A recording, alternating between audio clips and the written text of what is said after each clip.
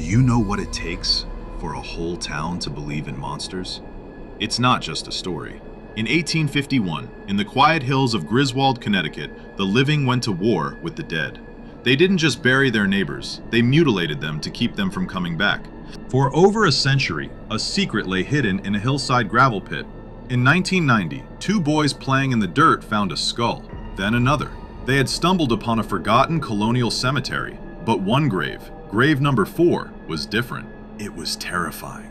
When archaeologists opened the stone vault of a man labeled only by the brass tacks on his coffin, JB55, they didn't find a skeleton lying in peace. They found his skull resting on his chest. His femurs were crossed in an X beneath it, his ribs smashed. This wasn't a burial, it was an execution of a corpse. Do you know what the Great New England Vampire Panic actually was? It wasn't about fangs or capes, it was about consumption. Today, we call it tuberculosis. Back then, they called it the White Plague. A family member would grow pale, cough up blood, and wither away. Then, the next sibling would get sick, then the father. To the terrified locals, it looked like the first person to die was feeding on the living from beyond the grave. They thought the dead were reaching out from the soil, draining the life from the house. To stop the vampire, the townspeople would exhume the body. If the heart still had liquid blood, they burned it.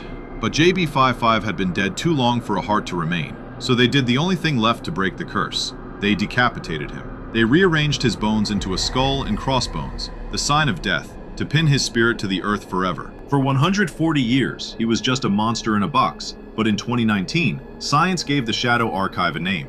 Using advanced DNA phenotyping, we now know JB55 was John Barber. He wasn't a demon, he was a 55-year-old hard-working farmer with an arthritic back and a broken collarbone that never healed right. He died in agony, only to be dug up by the people he loved because they were scared of the dark.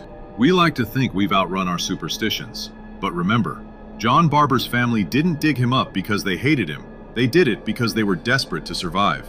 The real horror isn't the vampire in the vault. It's what the living are capable of when they're afraid. I'm at Shadow Archive Vault. Sleep well.